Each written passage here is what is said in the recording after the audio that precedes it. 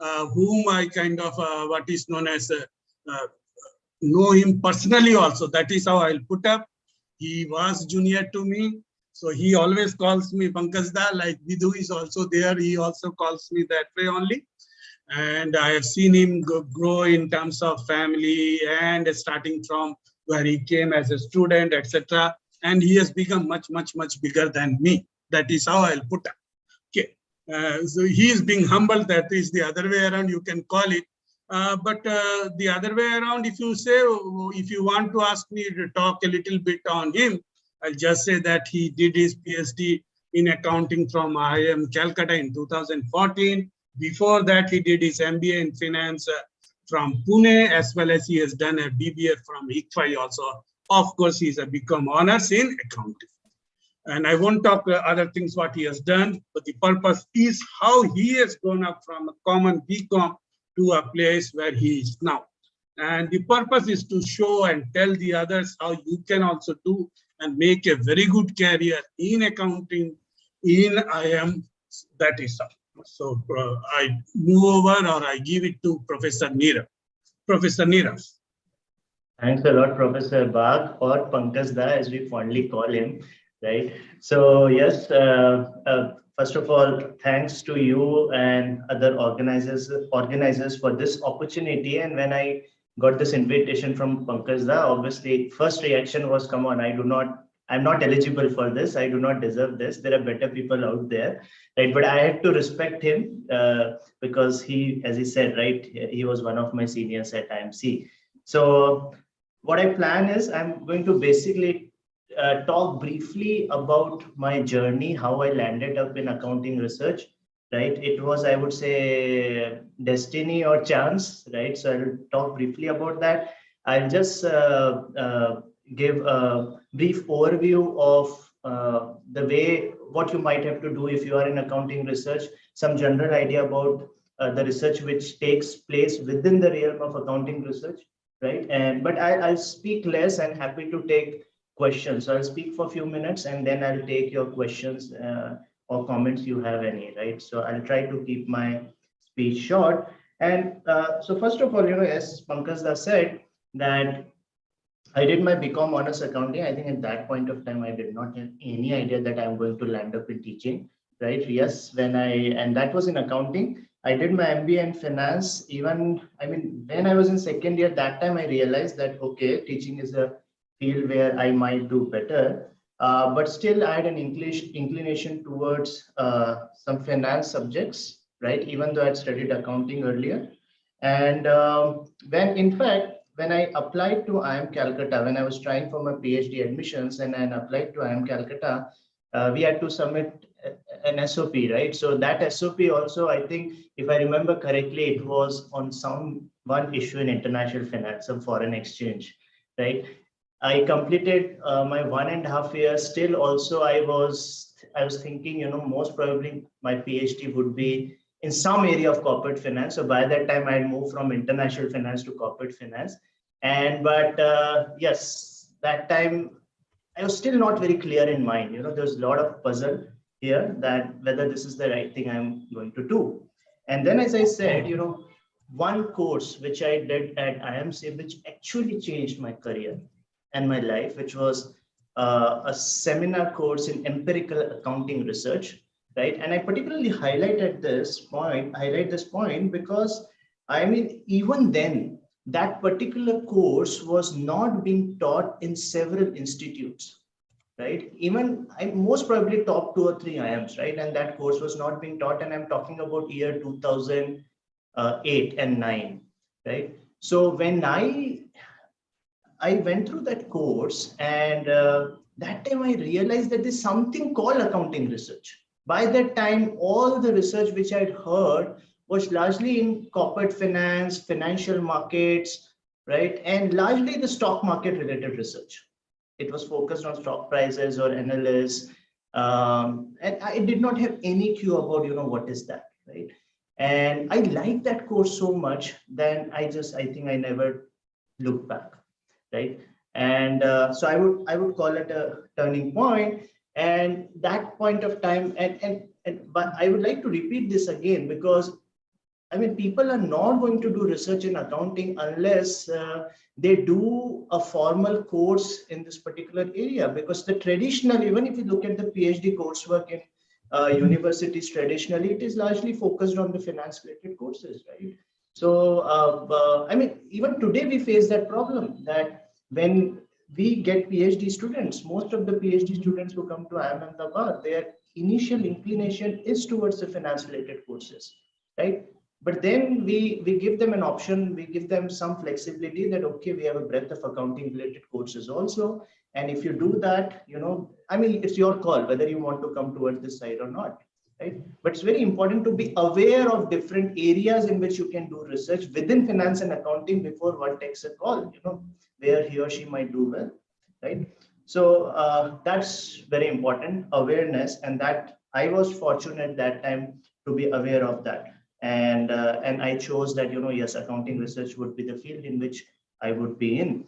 And so that time, and when I studied accounting research, and one particular area which I really got interested was in the area of earnings quality and earnings management, right? And I, you know, there were 2 or 3 papers I really got fond of, right? Based on that, I planned my whole dissertation. I tried to take literature forward, and fortunately, I did well, right? And over the period of time, as if you see all my publications, majority of them focus on earnings management or cash flow manipulation.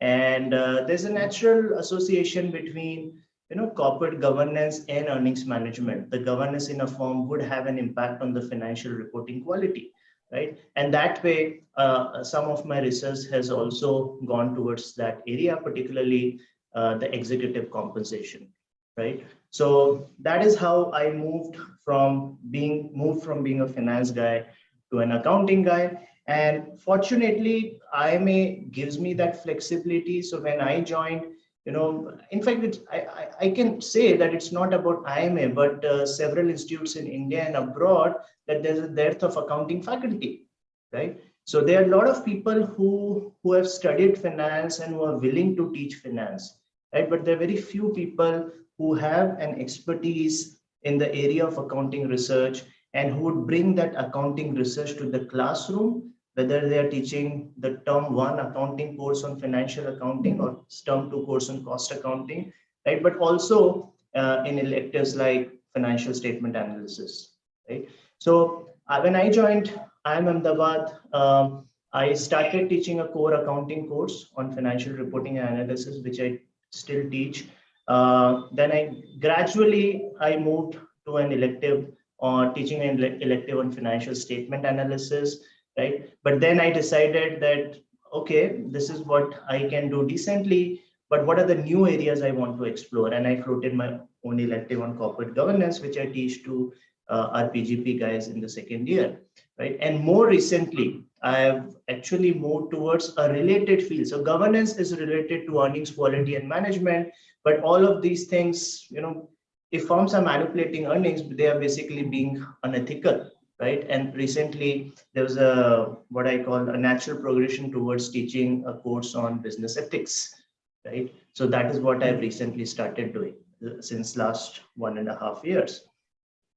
Right, and in between, you know, not formally through these courses, but in different executive education programs, I continue to teach, talk about fraud and earnings manipulation, how to detect fraud, how to detect earnings manipulation, right? What are the incentives behind these earnings manipulation? What are the consequences, right? Basically, the message is that there's a slippery slope. If firms or managers actually start doing it initially, then there are big negative consequences going forward, right?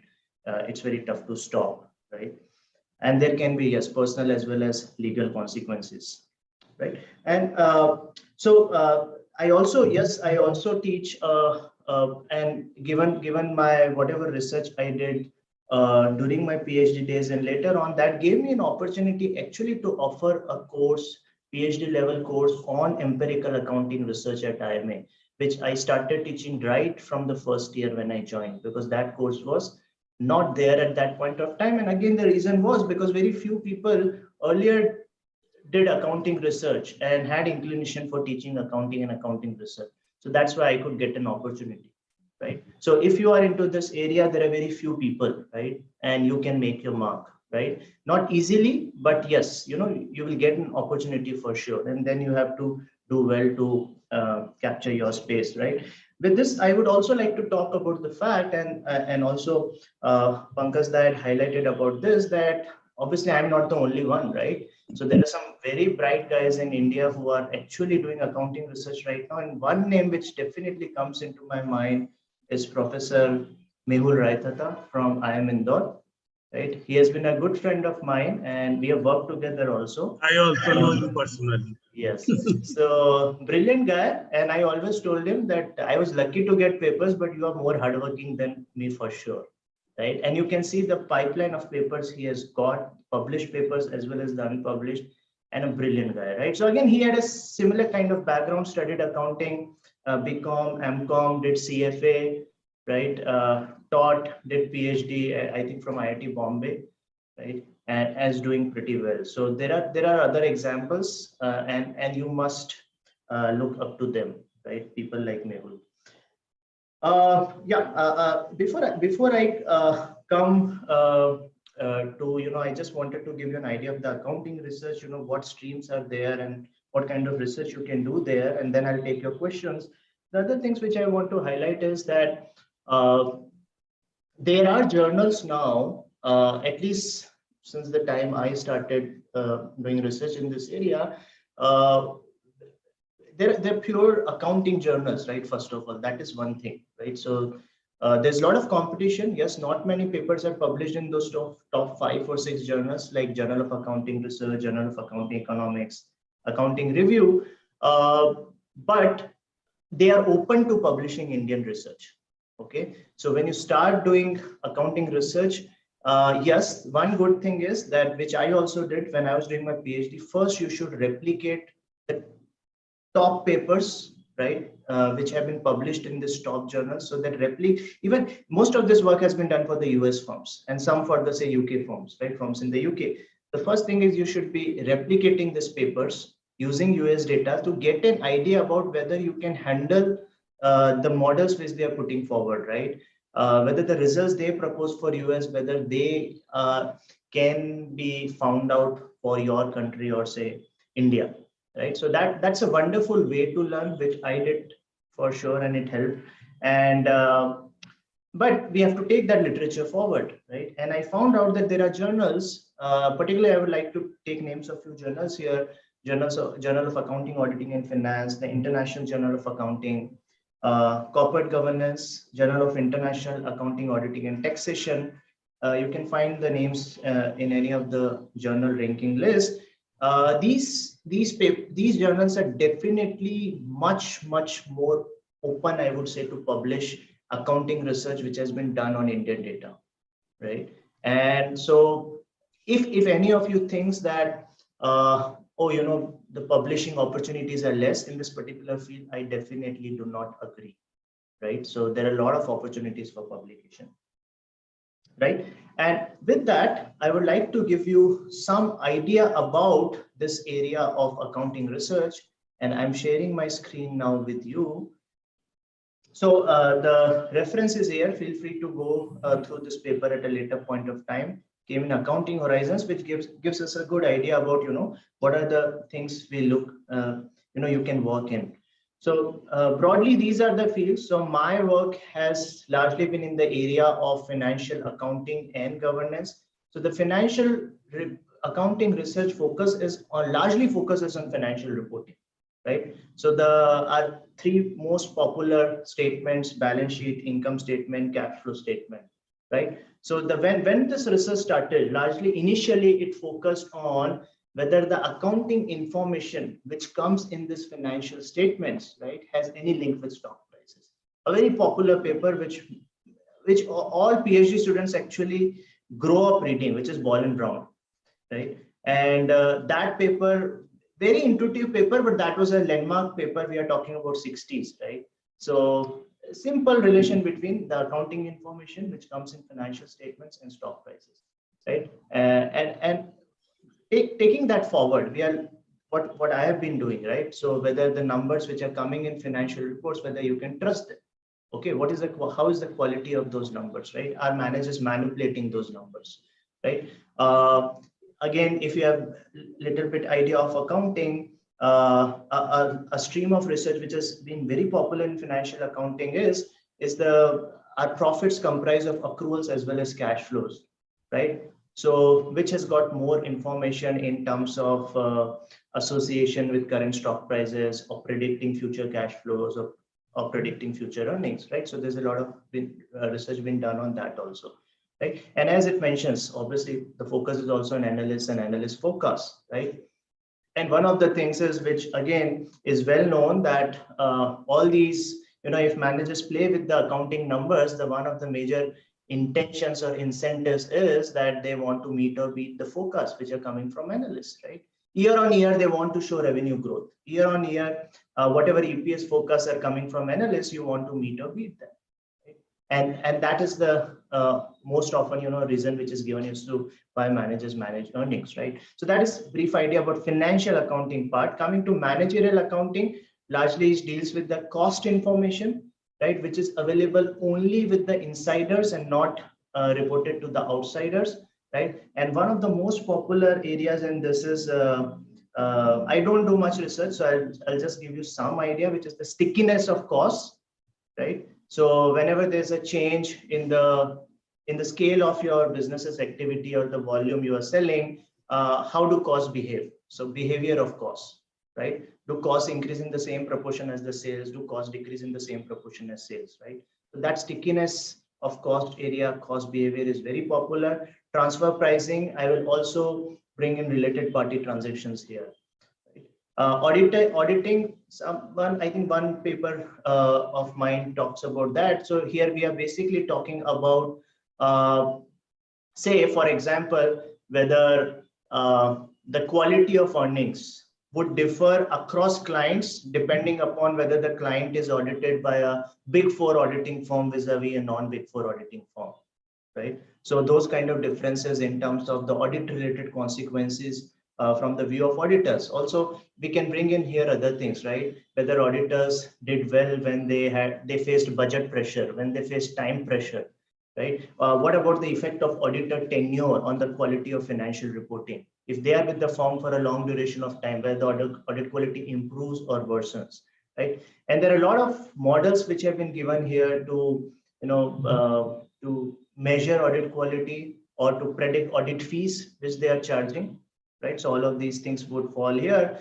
I must also say that a lot of this research within auditing has also been experimental. I talk about the methodology later on, where rather than working on the archival data which comes from databases, this research has asked questions to auditors as to how do you behave in this particular scenario which I give it to you. So one of my papers actually focus on that. Then tax related issues focus on income taxes, right?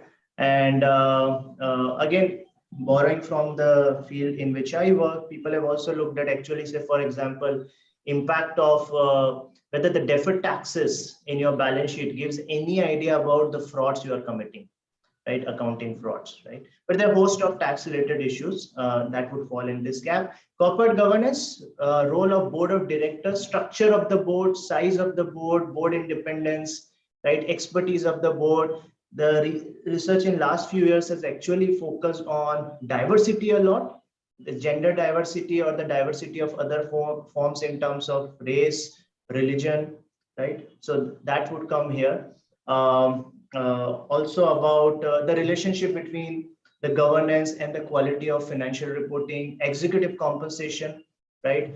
How are managers being paid? Whether does it have any impact on the reporting quality, right? And I mean, there was a time when the use of stock options and stocks increased a lot, and then we saw frauds in the US, right? So there's a lot of research on whether the firms did recontracting with the managers after these frauds. That you gave them a lot of stock options initially, and then frauds happened. So did you reduce the amount of stock options you gave them later on, right? All that research will fit in here, right? And there's some other research which is purely focused on education, particularly I would say also some accounting cases which you can use in the classroom. So many researchers have spent time on that. Right. Quickly, I'll move on to these. So this again comes from this same paper which I highlight. Interesting thing about this is it basically says, so the different categories which I talked about in my last slide, right? So financial accounting, managerial accounting, audit, tax, and others. How has this research moved? Number of publications moved over the years. So you see, largely, a lot of the papers have been obviously written in the financial accounting side, and that has also increased over the years. And if you look at this line, which has squares here, which is on other categories, it's obviously declined. So for the other financial accounting, managerial accounting, audit and taxation, it has actually increased over the years. And one of the reasons why financial accounting increased continuously over the years, the research in financial reporting side, because of some important events. And this graph actually shows that very nicely, that prior to 1960, we did not have a database from which you can really get this accounting or stock price data easily, right? It was very tough, right? So that's why there were very few papers were written using that financial reporting data. Then you had that CRSP, right, which has the stock price data and stock market indices data, right? And after that, you see there's been a gradual increase. Along with that, 64 CompuStat. CompuStat is actually the database which accounting researchers use if they want to work on the accounting data for firms in the US. In India, obviously the popular one is Provis, right? So after that, you see a spike, the financial accounting research increased a lot. And this graph also tells us that there were some other important events, like few very popular journals were launched, which are now one of the top 5. And it talks about the launch of Journal of Accounting Research, 1963, Accounting Organizations in Society, Journal of Accounting and Economics, Review of Accounting Studies, Contemporary Accounting Research, right, which actually pushed the research in the financial accounting area. And there are some seminal papers. I talked about Ball and Brown. There are other seminal papers also, right? So, and see and again, data retrieval became much more easier after the launch of Wharton Research Data Services, which many institutes now subscribe to. If you see, again, there has been a jump in the number of papers which have come in the financial accounting area.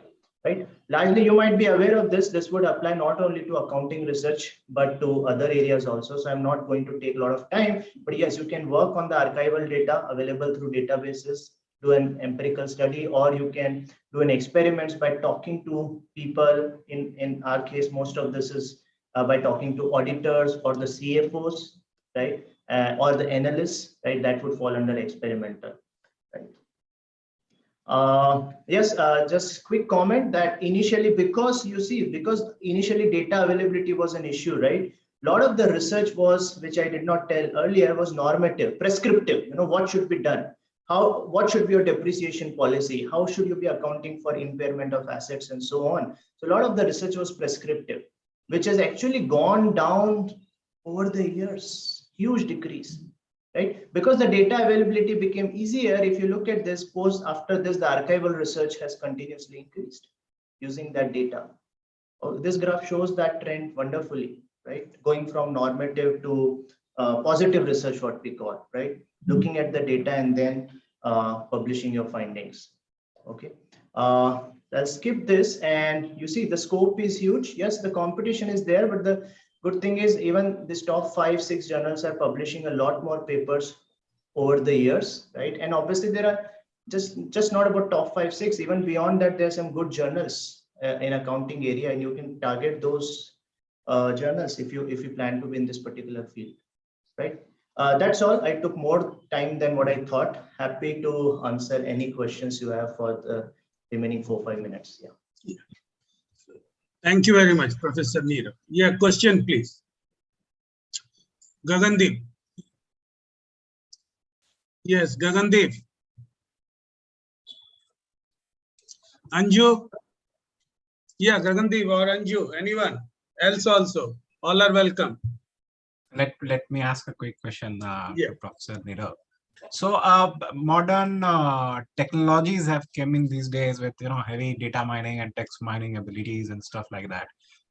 Any views on how that is impacting accounting research? I would assume that's one of the areas which is, kind of really coming up. Yes, yes, I did not talk about that, and that is true. Now, so for earlier, if I had to detect earnings, measure earnings quality or detect earnings management, I was just looking at numbers, right? Now people are looking at the tone of the managers in conference calls and during the AGMs, right? And looking at the tone, they are basically taking a call on whether the probability of manipulation is higher or lower in a company, right? In fact, one of our batchmates from IMC, Professor Adrija Majumdar, right? So she has done some excellent work on Twitter and earnings management, right? So what about the kind of posts which managers are making on Twitters? Does this give any signal on the magnitude or propensity of the earnings management? So that is true. I have not worked in that particular area, but lot of accounting researchers are actually mining the text from the annual reports and 10Ks and going towards this. Yeah, that's very It's good definitely point. a promising area, right? Yes, Looks very like promising, very promising. Yeah, Professor, I also have one question. What about the cost implications of publishing a paper? Being in India, it's very difficult for a research student to actually go in that way. Sometimes it's actually discourages the student to move into such top class journals, etc. Yes, yeah, you are right. But if I just focus on accounting research, I always thought the competition is more intense in finance than accounting, right? So relatively the cost is lower.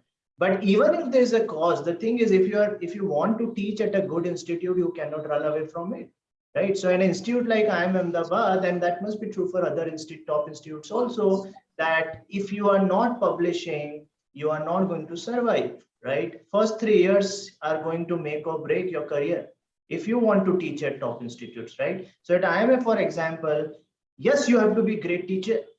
You have to be great teacher. By third year, you should be well settled and get good teaching scores, right? But if you're not publishing, you are not going to get that tenure or confirmation we are talking about. So you have to get those publications, no matter how tough it is. So thank you very much. We are almost done. Any questions before we close up? And thank you very much. We learned a lot here, particularly how to go with how there are opportunities here in terms of accounting, and how Professor Neerav actually moved from what is known as finance area to accounting area, and then he made his career there. He has been teaching as a visiting faculty in so many foreign universities also, as well as in India also. He has been TEC for so many accounting students in PhD across India. So thank you very much, Professor Neerav, and we appreciate your time and the efforts you made in coming up and giving this lecture. I hope. And thanks a lot for the opportunity. Mark sir, can I ask a question, please? Sure. That is a very good. Yeah. Professor Neerav, good evening. Good evening. Yeah, I just wanted to ask, so somebody, a PhD student who's fresh out of college doesn't have a background in accounting specifically. So let's say a postgraduate degree like an MBA, or how easy it is to translate that into teaching accounting specifically rather than say finance? Not tough, actually not tough at all. And I have I'll take a name, right? One of my batchmates from IIM Calcutta, Arnab, right? Professor Arnab Bhattacharya, he teaches at IIM Calcutta. He largely teaches in finance, but we studied accounting research together, and he always excelled, and he's an engineer, right? So I would say, I think you will do wonderfully well, even if you're not from the commerce background, right? You just spend some time on understanding the stream of research and you will do well. So let's not treat that as an obstacle, no matter whatever field you're coming from. Gagandeep, yeah, thank you, Gagandeep. Gagandeep is a PhD scholar here at our institute, and he was in the past, he was a bank PO, and then he left that job and he is doing his PhD. Hopefully he'll be submitting his thesis this year on. Right. And I just want to make one small comment, because you used the term bank. Throughout my talk, I did not talk about that. There's a lot of accounting research which focuses on banking industry, because their financial statements are totally different, right? Yeah. And your guru has also done a lot of work on that side, right? Professor Baru. Thank you, Professor. So we close this talk, and then we move on to Professor Vidhu Shekhar. He will be talking on what you call as the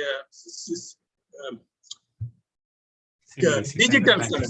Yeah, because that's a very new topic, and he will be talking on what are the prospects on that. So Professor Vidhu Shekhar is again a PhD student from IIM Calcutta. He's again my junior there. He also fortunately calls me Pankaj Da only. I take pride in that. He again was, of course, IIM Calcutta graduate, and in the past he had done his BTech from IIT Kharagpur. He had been given the Bharat Chamber of Commerce medal for having a very progressive outlook in management problems. He had also been, he has a big experience, huge experience working in hedge funds and investment banks, including he's considered one of the experts in private equity. Okay, as well as he does a lot of valuation there with respect to PE. I've been planning to bring him for our PGP Fin course with respect to the private equity part, that is how. But then he's also a member of the Central Committee on Technology Upgradation of MSME, Office of Principal Scientific Advisor, Government of India. That is how. And so welcome, Vidhu. And that is how I hand over the time. Thank you, Pankaj Da, for that generous introduction. Just one correction. So that technology upgradation, I was a part, and then now it's a new committee out there and stuff like that, right? But great to be here. Many thanks to you and to the organizing committee for arranging this and inviting me to speak on this.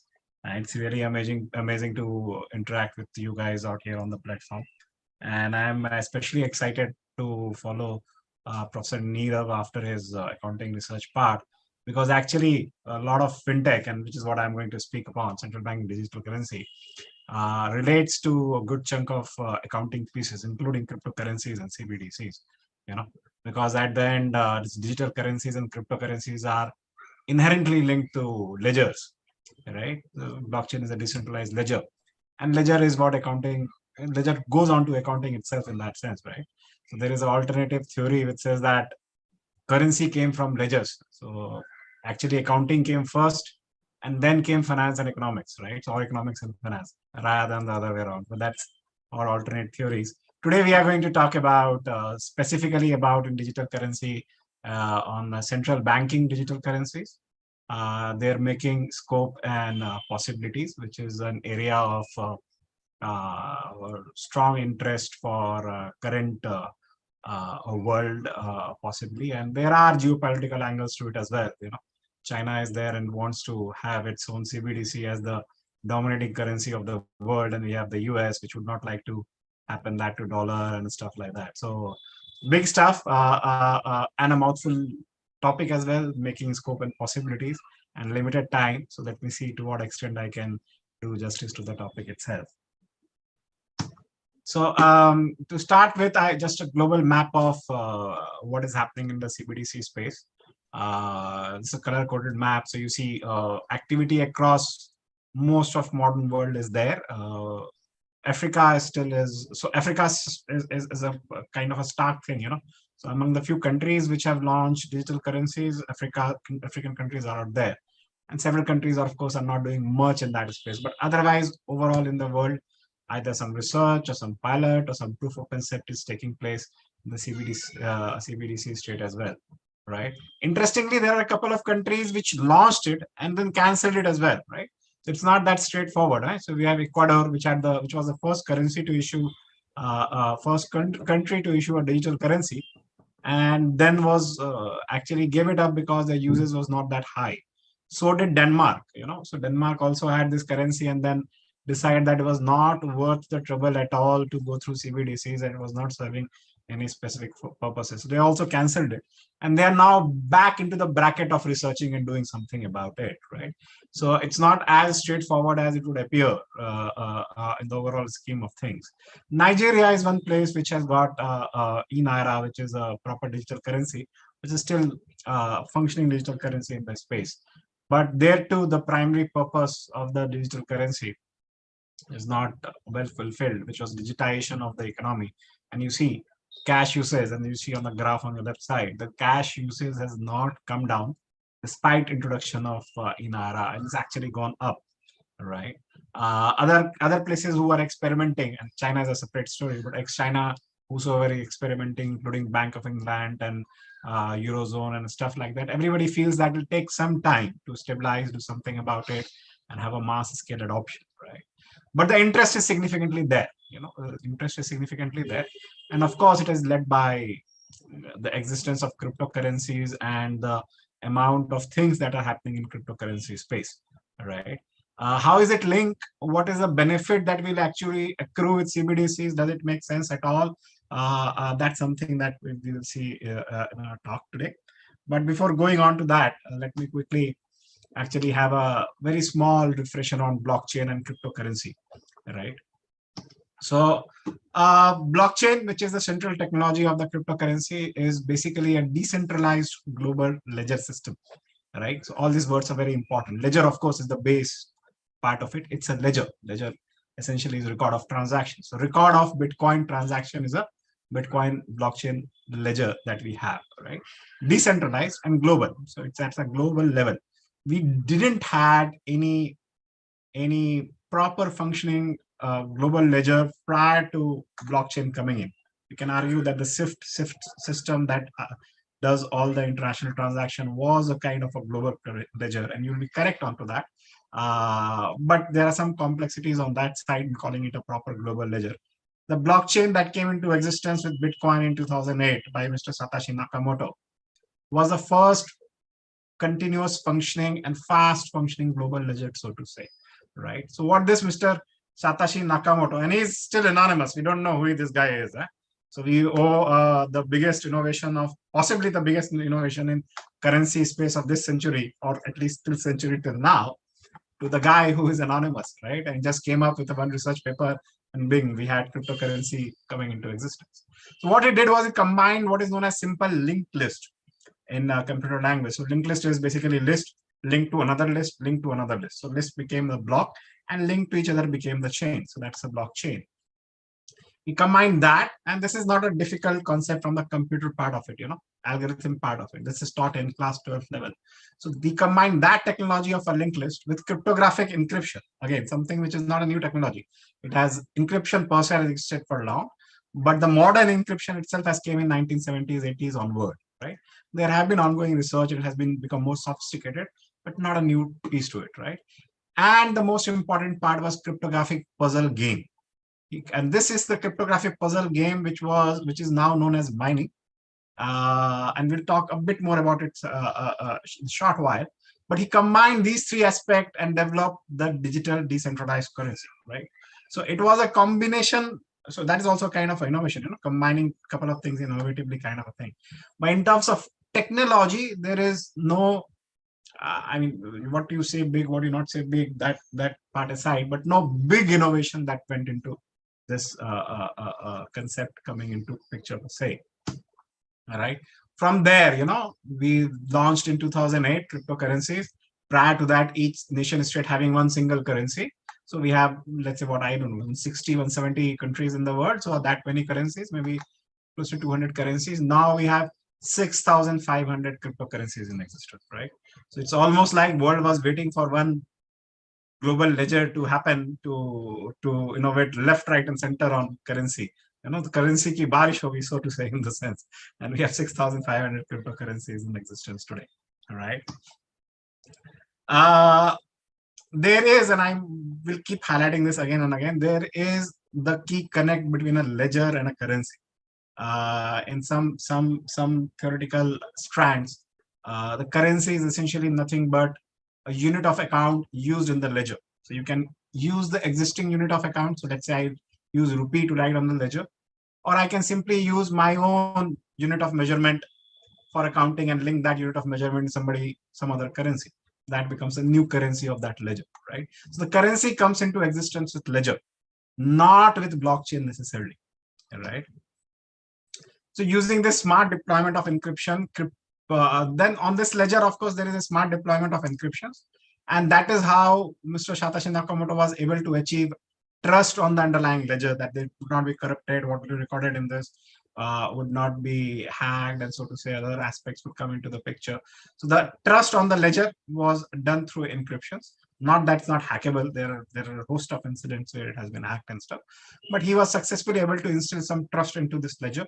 And once that trust came into the picture, people started using the currency, and it came into circulation. And once it has come into circulation, of course, over a period of time, it took the kind of life that it has taken now, right? Then to solve no central authority to maintain the ledger, which was another key aspect of this cryptocurrency existence. And this came into existence in 2008, by the way, where we were undergoing the great financial crisis. So either way, the trust on the central authority was running low. And in fact, in the first blockchain containing the first currency transaction, Mr. Satoshi Nakamoto has quoted the Times magazine, which says that the Fed is going to print this much more money or something of that sort, right? So direct play on the environment of that time. And therefore the need of no central authority being there. And how this was achieved was that the rights to, so why is central authority required, but who will enter into the ledger, who will not, and that's an important aspect of the ledger, right? Who should make an entry into the ledger. And for that purpose, if there is no central authority, then what do we do? So the rights to modify, add, or generate cryptocurrency was achieved based on a computation-based puzzle for Bitcoin. There are other puzzles that are used apart from Bitcoin, but a computation-based puzzle that was there, which was also related to encryption.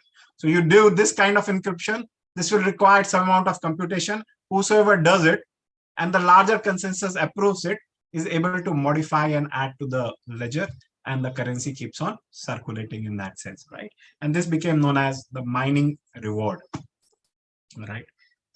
So once this happened, the financial world and central bankers did take note. You know, cryptos actually showed the extent of possibilities of tech intervention is in finance. You know, so an anonymous person can come in and make a global ledger and make it work across the world. You know, that was a big challenge to the existence of banks and monetary authorities and the governments themselves. You know, so that is the extent to which tech has reached. So in fact, it was this which led to the birth of fintech in a proper sense.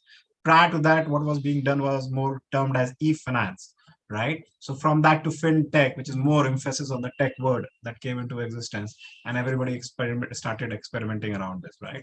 And with 6,500 cryptocurrencies into place, central banks could no longer sleep on it as well. And they wanted to check whether they can, their own currencies can be digitized and what can be done about it, right? The purported benefit of this digitization was primarily swift international transactions. Swift is a play on the current existing Swift system, as well as fast, you know. So fast international transactions. Bitcoin does this in 10 minutes duration. Current international cross-border settlement system do it in a couple of days time, right? So the time duration, if all the documents are in place and everything is in place, that is. Otherwise, it might take 10-15 days as well, with bank asking, yeah, this proof, that proof, this document, that document, and going on to that side, right? So cross-border payment was one area that everybody wanted to use for the purpose of using this cryptocurrency angle. And it was already demonstrated using the current existing Bitcoin and other cryptocurrencies that cross-border transactions can be done in the system in a much faster way, right? And the secondary aim was the digital adoption in the larger population, right? So with that being there, I'll again kind of differentiate that blockchain as a tech versus crypto as an application of that tech, right? So blockchain is a decentralized, digital, global, encrypted, and you can add a couple of more pronouns over there. Ledger, right? And cryptocurrencies are the currencies that are attached to that ledger. So two separate things in the sense. There's a tech piece and there's an application built on that piece, right? Moving on with the financial world and the way the CBDCs or central banks are coping up with this. The key question is, can digital currency come only from blockchain? Which seems to have become a common notion in today's world. The answer is, of course, no. They are attached to ledger, not to blockchain. And blockchain is only a specific form of ledger made to achieve certain specific aims, right? Nation-state currency ledgers are, of course, maintained by banks and central banks. And no requirement of blockchain is there because there is a central authority, right? All the innovation that was required in blockchain was for decentralization of ledger. So I don't want a monetary authority or the government handling the ledger. Therefore, for whatever reasons, I don't have faith in this. I don't trust this. I don't trust that. Fed is printing money like anything crazy. Their balance sheet has grown all through the roof and stuff. So I don't want them. So I want a decentralized work. And that's why blockchain came into existence, right? Central banking digital currencies, which are digital currencies which would be handled by the central banks themselves, come for centralized central banks, right? Hence, there is no specific need of blockchain actually in this case, right? Because there is a central authority which can maintain the database, which can maintain the security of the database, which can modify the database and everything else as well, right? So CBDCs technically do not necessarily require blockchain to do anything about it. They can be as blatant as just announcing a digital currency, making a wallet, and opening a ledger and creating some security system, and they are done with having a digital currency into place. So all the central bank needs to do is announce new digital currency, open a ledger for it, make a wallet kind of application with all required security encryption, and we have a central banking digital currency, right? This is something that the world is still trying to grapple around with and understand the play between cryptocurrencies and digital currencies, right? And you will notice that people do understand it at higher levels. That's why we have CBDCs, so central banking digital currencies, not central banking cryptocurrencies in that sense, right? So that itself is a bit of a clue over there, right? And Indian authority seems to have grasped that well. So the e-rupee launch that took place a couple of months back is not a blockchain-based currency. Actually, they understood this part that the blockchain-based currency has limited, if at all, any application that is required beyond applications which require decentralization work and stuff like that, right? So you can just have your own currency, just announce a digital currency into place, and they did announce e-rupee. They've not undertaken anything specific as yet onto that, but I am very happy with the wordings that they have used, which is specific purpose vouchers and stuff like that. Why is it important? We'll come to it very, very shortly, right?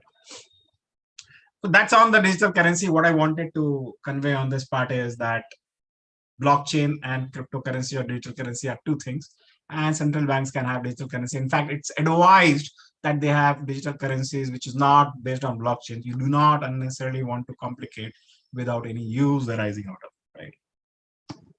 So the purported uses of this CBDCs, one is of course cross-border transactions, right? Replacing the SWIFT mechanism that we have right now. So SWIFT is the global network of banks who talk to each other, and a SWIFT messaging system is there. So based on these messages and the authentication on these messages, you change the ledger that you are maintaining for the cross global transaction between two banks and stuff like that. It was this SWIFT which was gamed by Mr. This Modi PNB scam that happened. Was one of the way it was happened was that the SWIFT messaging system was gamed, and a clerk sent all the authentication messages, and that's why all the letter of credit was awarded, and that's why it went on to 10,000, 11,000 crore. I think it was an interesting play on the name today, Nirav Modi, right? So who was a scamster in this case, right? But this replacing the SWIFT mechanism that exists today can achieve via cross-border coin. So a world can come up with a cross-border coin which is acceptable by a large number of countries, or making the current existing SWIFT itself based on blockchain, which does not require a new cryptocurrency to come into existence. It can use the dollar as its settlement currency itself, which is what is being done today, right? So bypassing SWIFT, of course, is a threat to US currency.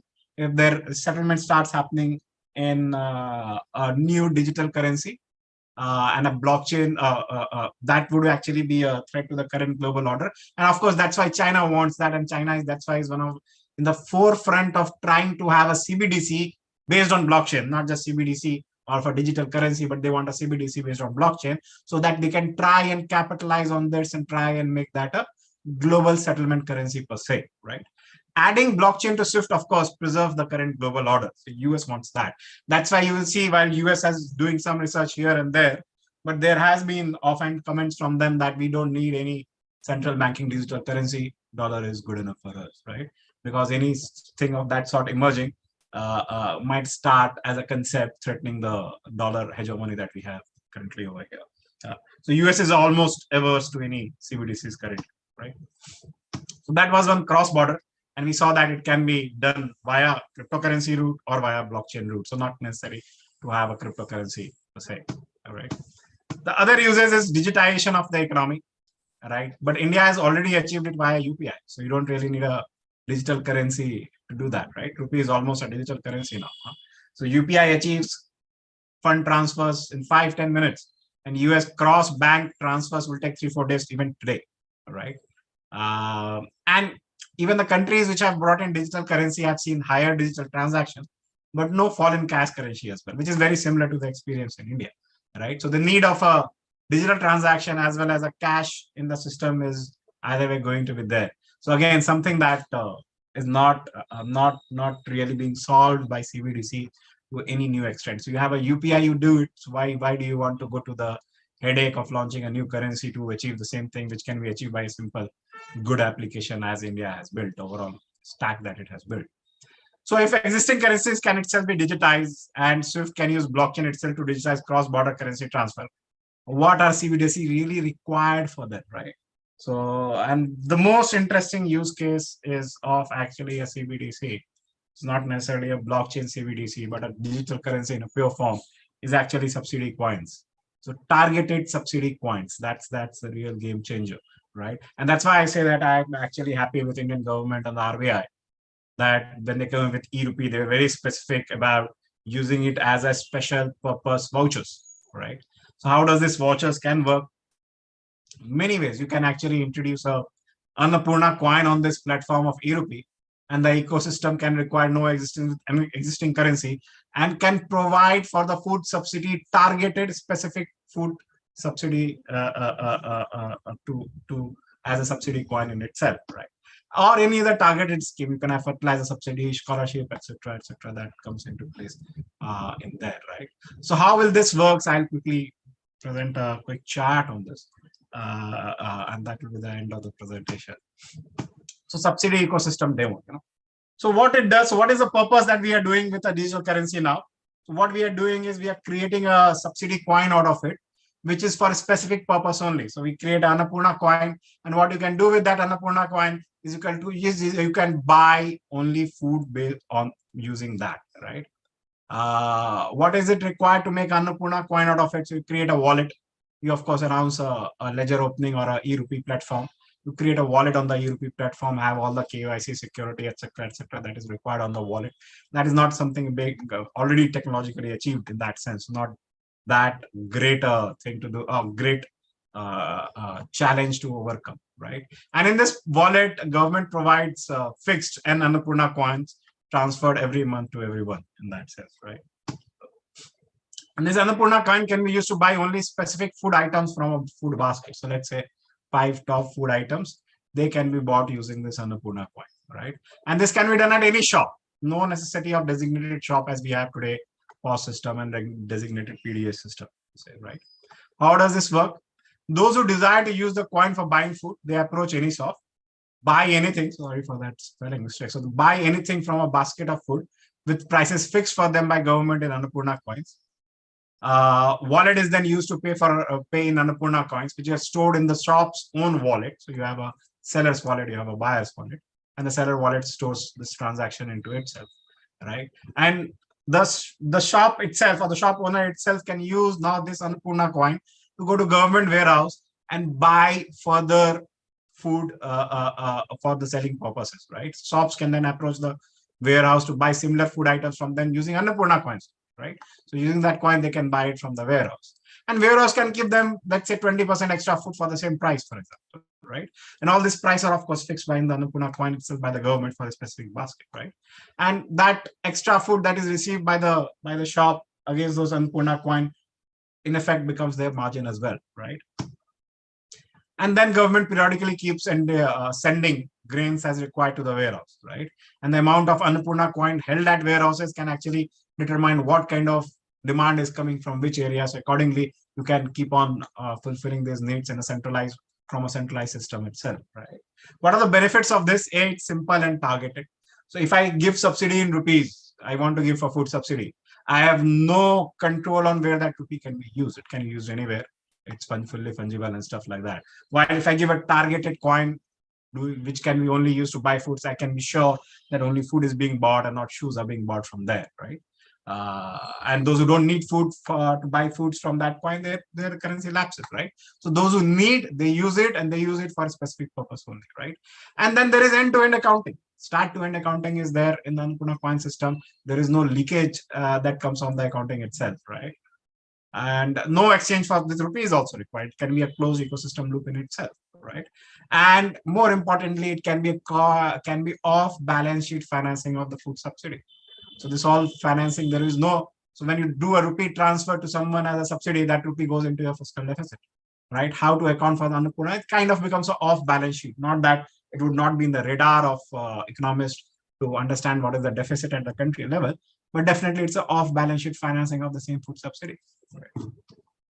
And this, of course, can be expanded to scholarship, migrant subsidy, fertilizer subsidy, all kind of stuff, right? So this kind of an ecosystem can give you a range of subsidy coins, which you can use for direct benefit transfer, plug all the leaks, have specific purposes allotted to them, and continue using that, right? And this perhaps, we have already gone through cross-border transaction and SWIFT and those stuff, but this perhaps is what I think is the most promising way in which digital currency can actually transform the economy as we know today. All right. So with this, I'll end it. Hopefully, I've been able to get through a couple of important points on CBDC.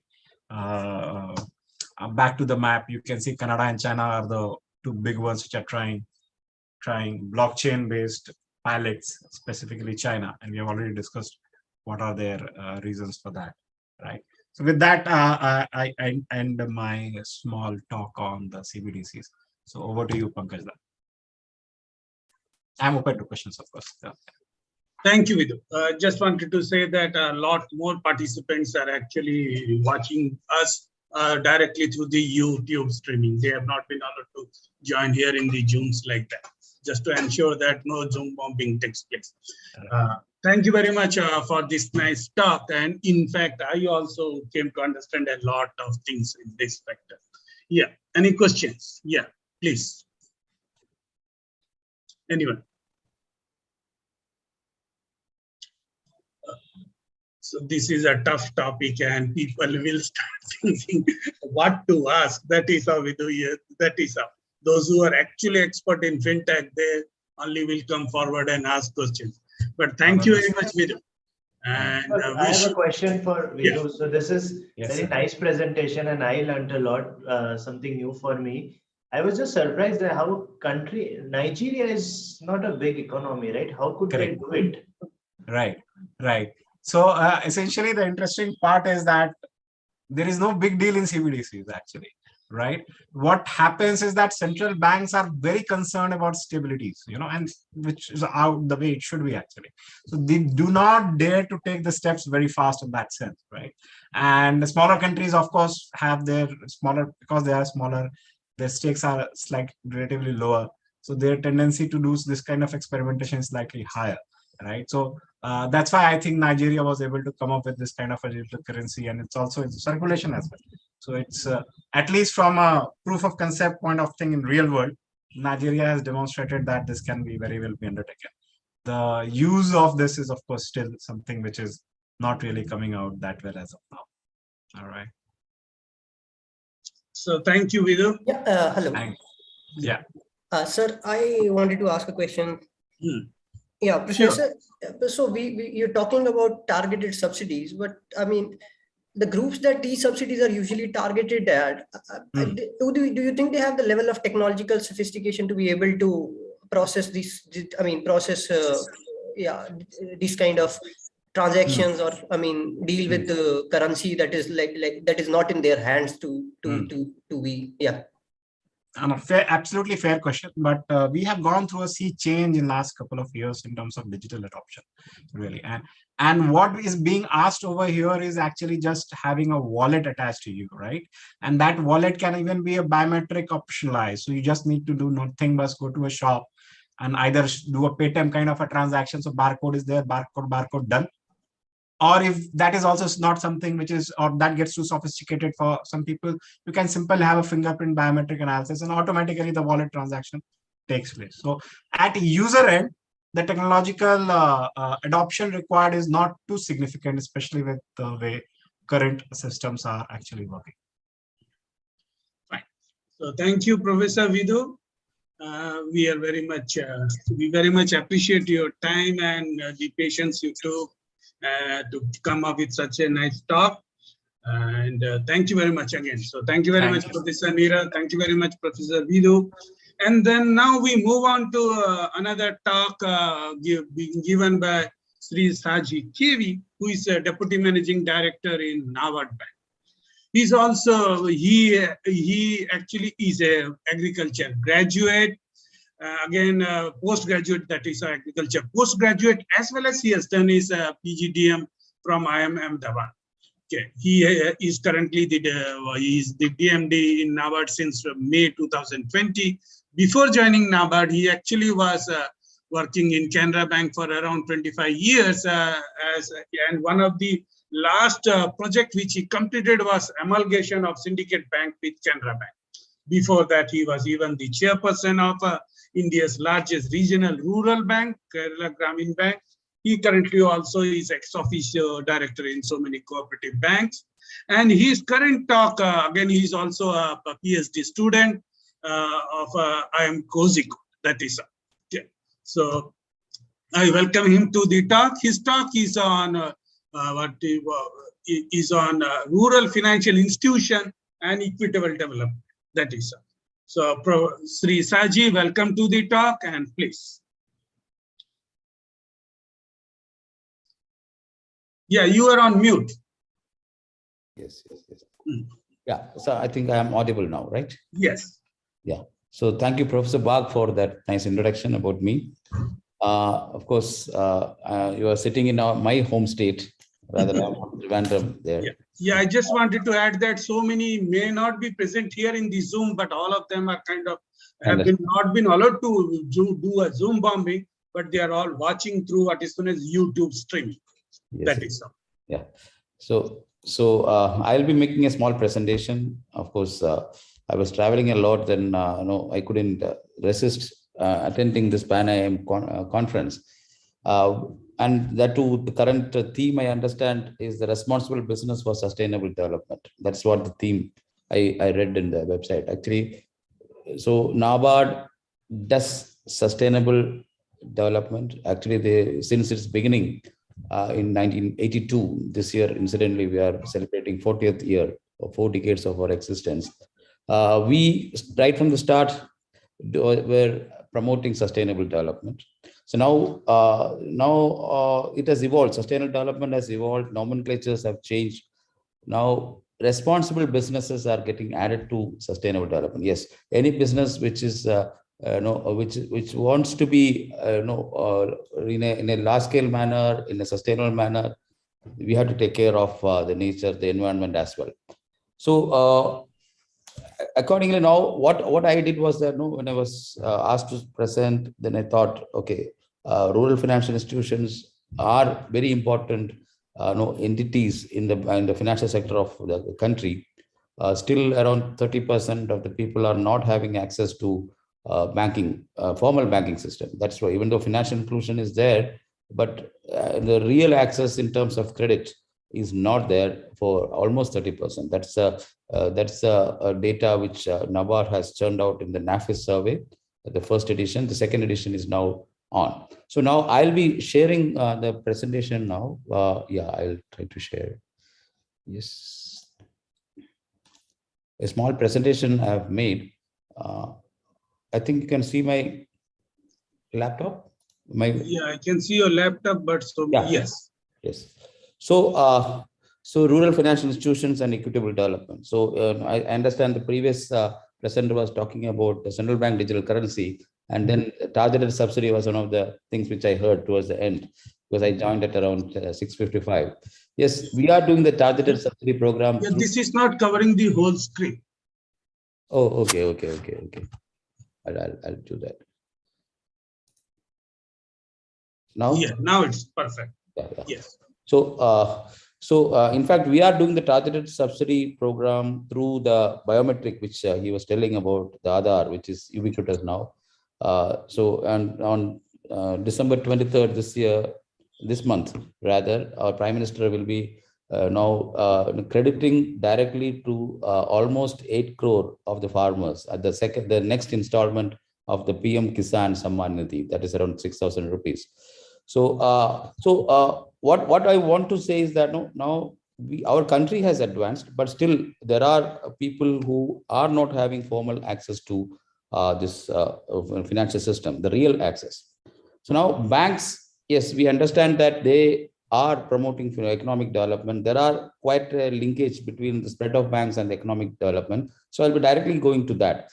Intermediation, we all know that banking system is the effective intermediary between those who save and those who want loan. And now when you relate it to the economic development starts with equity, which they have, plus the credit.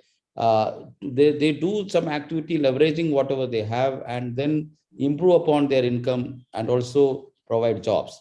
So as the theory says that in the early stages of economic development of any country, the causation will start from the economic development, and then banks will follow whichever area they economically developed, because that is the demand driven approach is there.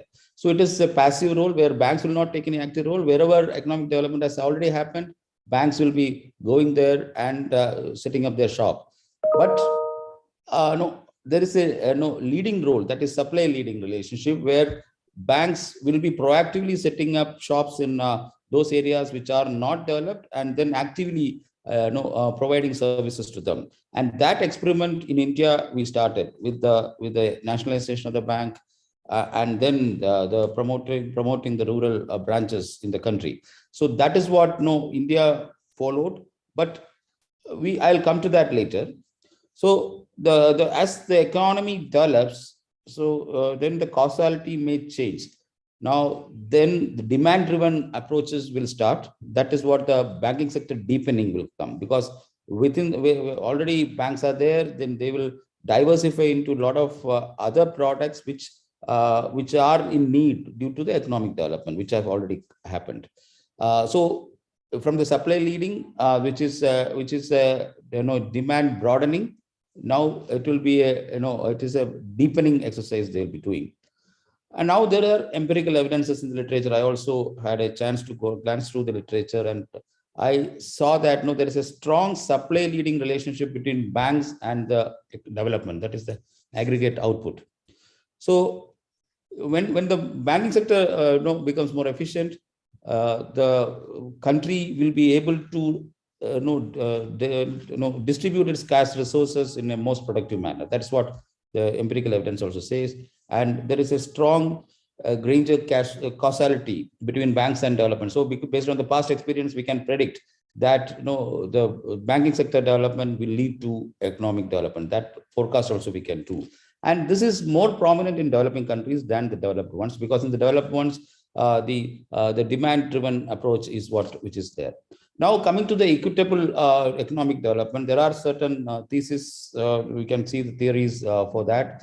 The Kuznets inverted U curve actually talks about that. So in the initial phases of development, there will be in the inequality increasing, it will be, and then it will come to a turning point, and then in the developed economies, it will some sort of a developed economy, when it comes, the income equality decreases. But this is also a path where the initial phases of development, the agriculture sector-led development will come, and then it will go to the manufacturing, and then it will go to the services sector-led growth. So these are the three phases. And when the services sector kicks in, that is a normal path which any developed country has to go. Then the income inequality comes down, because the manufacturing sector would have taken care of the job growth which is needed. But in India, what we did was that from the rural sector led almost directly to the service sector led growth we went. So we somewhat missed the manufacturer led growth. So there is another thing which we add to this Kuznets curve. When we add the financial intermediation thing, the financial curve hypothesis is there. So where the banking sector is leading to actively taking care of the financial inequality reduction. That is what I am aiming at. So I want to prove that no, the spread in banking sector will actually lead to lessening of the financial inequality. So now the other one is that no, the same thesis now, which is tested against other control variables like inflation, institutional development, growth in percentage of GDP, and such other things. So with this theoretical background, I want to show that no, the economic development is actually critical to raising the quality of work. This is not a a thing to be understood. No, it is not difficult to understand this, but the growth alone is not sufficient, because the case in point is the India service sector led growth, which is largely jobless, but then we had sufficient manpower to be exported, so we didn't feel that pinch within the country. Now, in the short to medium term, there are two ways of reducing or rather increasing the living standards of people through income generating opportunities, or economic assistance should be targeted to most vulnerable households. These two, to income generating opportunity, both these approaches India has also followed. Income generated opportunities, though whatever limited credit was available, it was a targeted one to particular sectors which are productive sectors. So RBI has mandated the banks to lend to that. And then the weaker sections like the small farmer, marginal farmer, marginalized sections of the society. So there was some sort of such positive discrimination also is shown to those people. Now, I repeat, the development of banking sector expedites economic growth. It is actually through reducing inequality and poverty. So that is what I am aiming at, that equitable economic growth. It is not the one-sided economic growth where certain sections corner whatever the benefits are there.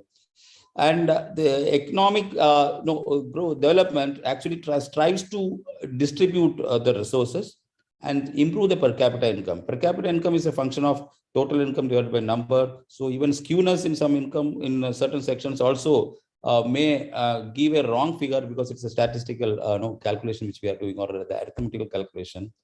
The income disparity will decrease as per the developments in the financial sector. That's what the empirical evidence shows that.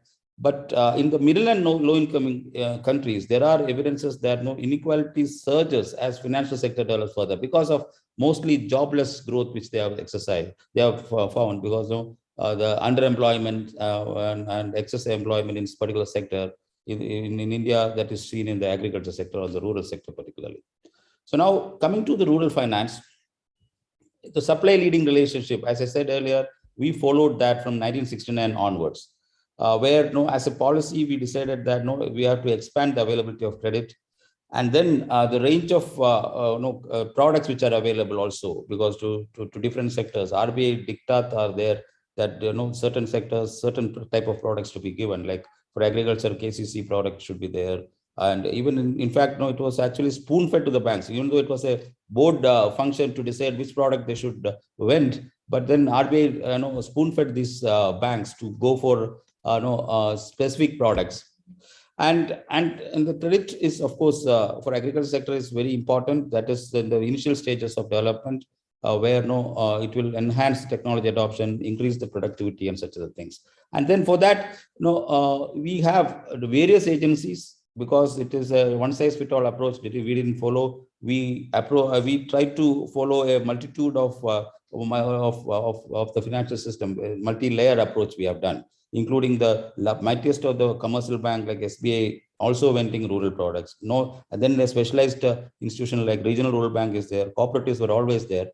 So financial inclusion is what we aimed at from, say, for example, from once 2005 onwards we started, but then the 2014 onwards, we have packaged it as a Pradhan Mantri Jan Dhan Yojana. There was a targeted approach.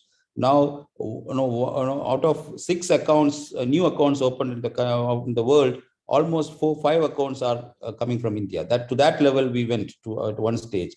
Now India has reached a stage where account-wise, every adult population is almost every adult population is having an account. So that way, we have ensured that account is there. That is where the targeted subsidy programs of the government also is working. All these accounts are Aadhaar enabled. So at the click of the button from Delhi, It can reach the remotest of the corners in a bank branch, in a cooperative bank also. The accounts can be credited with the subsidies. Now, so you all know that there was a branch expansion program after 1969, which led to that supply of touch points at the rural areas. And it is the largest ever a program undertaken by any single country.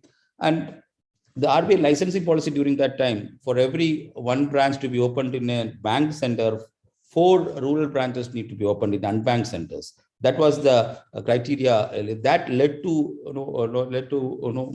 preponderance of rural branches. Around 30,000 branches were opened between 1969 and 1990, after which there was relaxation in the branch licensing or branch licensing guidelines.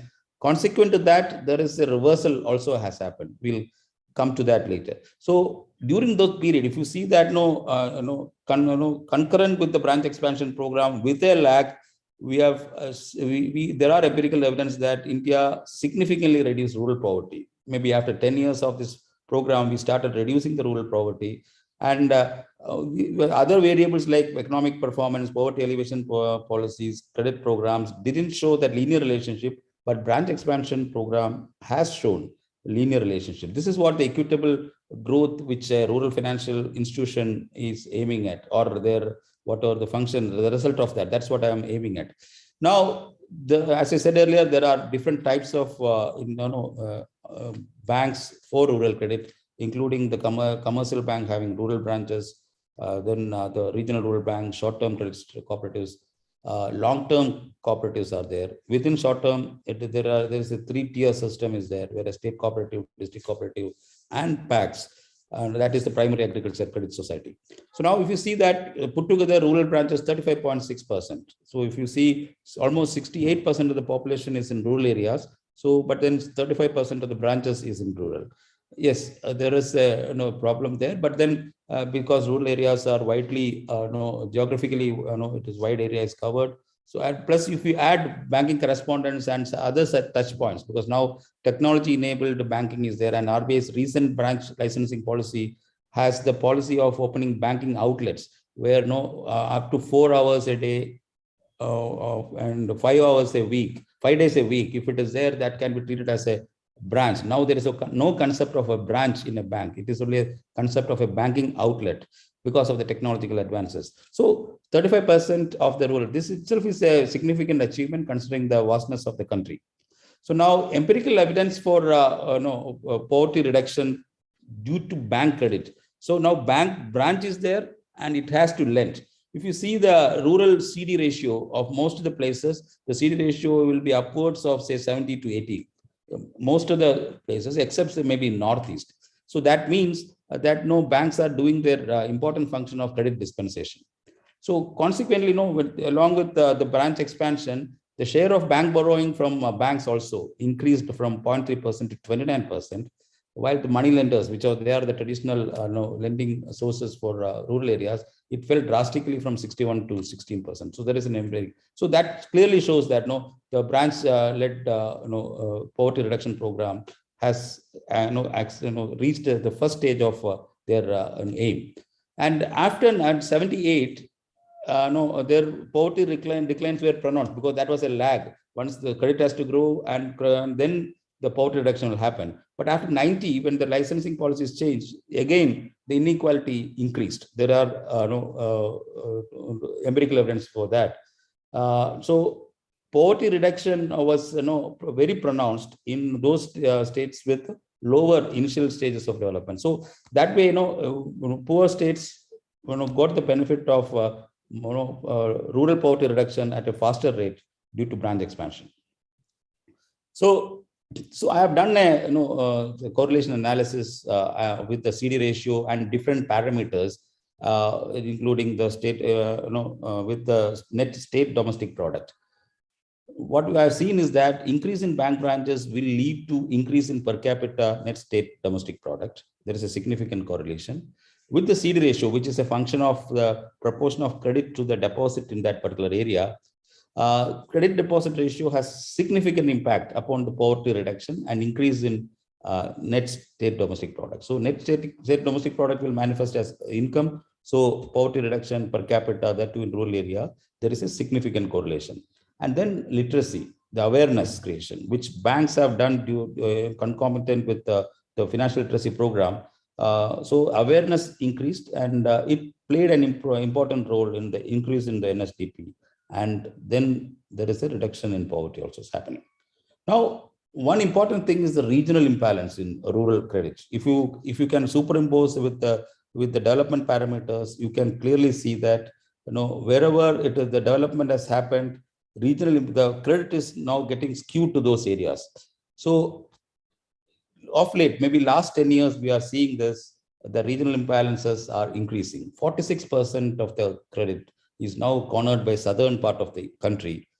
Then northern region, it is only 17%. If you see the domestic product GDP, state GDP wise, there is it is more or less uniform in these days. But then 46.3%, the credit to state GDP ratio in southern regions are very high. If you see the agri thing also, the net zone area is only 19.65, but credit is almost twice of that. Whatever the share is almost twice. But incidentally, southern states have better banking network and infrastructure facilities. So we need to moderate now the focus on central, eastern, and northeastern region, where there is a low agri credit as a percentage of agri GDP. Agri credit and agri GDP is proxy to the rural GDP. So there also, these areas, branches presence also is less. And then there is a paradox, the north-south urban paradox. Urbanization in north is huge because of migration of people from rural areas, because rural areas are now developing. So the load on urban areas in north is very high. The divergence between the growth in rural area and the urban area, the divergence is not much pronounced in southern states, whereas in the northern states, except maybe Punjab, where the rural areas are developed, but then the divergence is huge. So the agri to rural gross value added has to be substantially increased in the rural north. That is the way in which we have to reduce the load on the exchequer for urban amenities in the northeast. Now, concomitant to that, rural-urban divide in per capita income is also very high. Almost it is nearly half. Rural per capita income is half of that of urban per capita income. So 30% of the gross value added is coming from rural, but 68% rural residents are there. So they are dependent on the 30% of the total income of the country. Whereas 32% in the urban, they contribute to 70%. They have a share of 70% of the income. So there is a huge rural-urban divide is there. Now, agri sector is now having a structural shift. It is perceptible now. They are moving from subsistence agriculture to surplus agriculture. So the effect is that for surpluses, we need a lot of processing activities now. So that means MSMEs have to be there in rural areas to handle the surpluses and improve the income, to improve the farmer share in the consumer price. So that is what the government also is trying to do. So right now, 6.3 crore accounts are there, current number of MSMEs, of which around 20% is in rural area. Now we need to substantially increase this number in rural areas. So whatever incremental addition of MSMEs which has to happen in future has to happen in rural areas. So otherwise, the rural-urban divide will be widening. So government also is now planning to increase the MSME gross value added contribution to GDP to 50%. And in the exports, 75% of the share should be there to MSME activities. So from 40 to 75%, that's what government is adding. So now there is a perceptible change. MSME is improving, bank credit also is improving, and it is aided by sovereign guarantee. You all know about the credit guarantee offered by Government of India for MSMEs. And then there is a subsidized interest rate through interest subventions happening. So cost of credit and also the risk of such credit is now taken away by the government so that banks can effortlessly lend. New schemes, if you see the Agri Infra Fund scheme, the FPO scheme, Animal Husbandry Infrastructure Development scheme, Food Processing Fund scheme, all these schemes are essentially MSME schemes, but having raw material from the surpluses in the agri sector. So the agri surpluses will be processed through these schemes where credit guarantee is given, interest subvention is given, and collateral free credit also is given. So the aim is to increase the absorb the excess workers in the agri area to the MSMEs in rural areas, so that the rural and urban divide can be. Now, if you see, then I just checked how the structural shift is happening with the NABARD refinance, because NABARD refinance is a proxy to the credit flow which is happening in the rural sector. So when we check that within NABARD refinance also, the purpose is, if you see, there is a structural shift which is happening. Now, earlier it used to be in agri refinance. Now 50% is MSME. That means credit flow to MSME has really happened at the grassroots level, that too through rural branches. That is very important thing. And 25% of our refinance is going to self-help groups, which are essentially micro enterprises or for consumptions they use and then save some money for creating some enterprises at the. But here again, an alarming factor is that Southern India is countering 47% of our refinance. That too because of the branch banking is dense there and activity there is good. Recovery climate is good, maybe due to that, but we need to take a course correction. That's what, for equitable development, now we need to take a course correction. We need to push more credit to MSMEs. Service sector led growth or service sector GDP has to be decreased by that means the pie has to increase, but share has to come down with the increase in the manufacturing. Then only that we can create enough jobs for the teeming millions of the country. So for that, there is a conscious policy decisions happening, and the push is happening through the banking sector. So the inequality which is there has to be addressed through banks. That is what the primary thing which government also feels, and in that direction the country is moving. So I leave at that, and I feel that this income inequality in India can be addressed through higher banking activity. So bank-led approach, a supply-led approach should follow with a demand approach. For that, we have to actually equip the borrowers with sufficient knowledge, technology to invest. Thank you. Thank you, Sri Saji. Thank you very much. That was a nice talk, very nice talk. Even I learned a lot with respect to how the equitable changes are taking place and with respect to the diversity between North and South, etc. So many insights I got. Then any questions? Yeah, Gagandeep as well as Professor Vidhu. I forgot to introduce, Sri Saji, Professor Vidhu from SP Jain is also here, who gave the earlier talk also. So happy to. I just saw his presentation. Hi, sir. How are you? Yeah. Great presentation, sir. Do I hear correctly from you that the credit flow to MSMEs has increased significantly lately? Yes. Because this credit guarantee scheme of government is playing a role there. Second thing is the collateral-free stipulation from the RBI. Of course, provided by the government, and then the interest I've mentioned, the cost of credit is also coming down.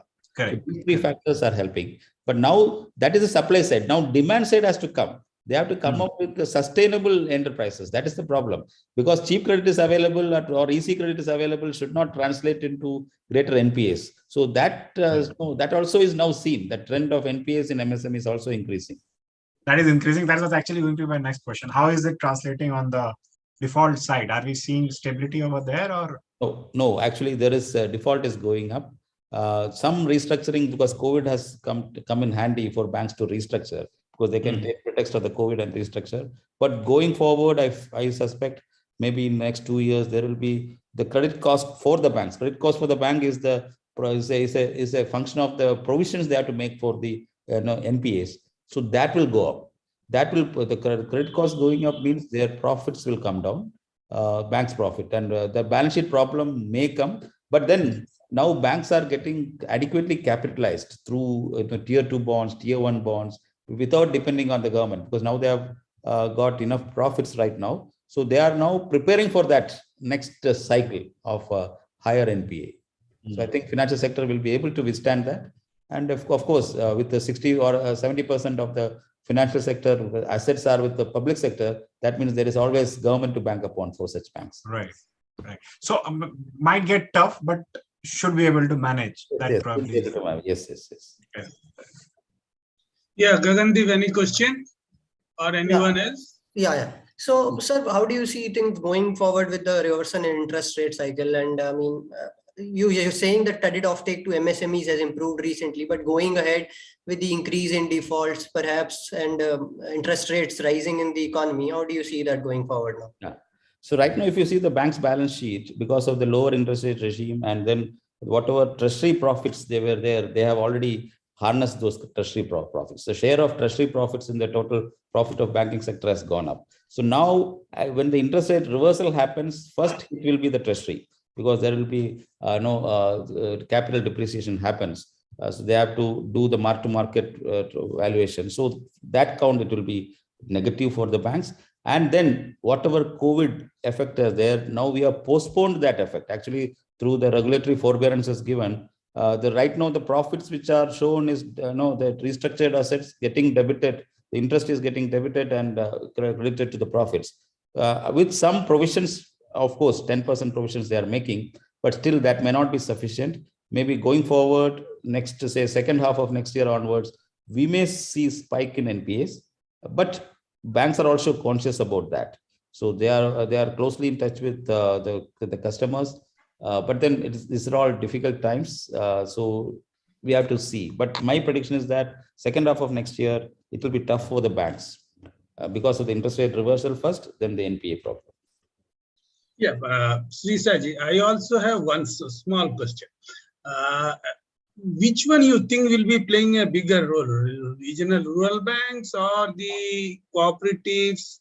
Like you broke it up into 4 parts. So which you think in future, which one is going to play the major role other than the commercial banks? Because commercial bank will always take a look at it as a burden. That is how I always felt in the long run. So I forgot to mention in my speech, there is an important action which is happening now. You all might have heard about the new Department of Cooperation which is coming.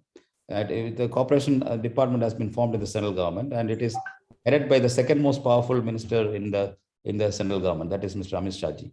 So his vision now is that to strengthen the cooperatives. So the primary agricultural credit societies are not active because they didn't go for diversification.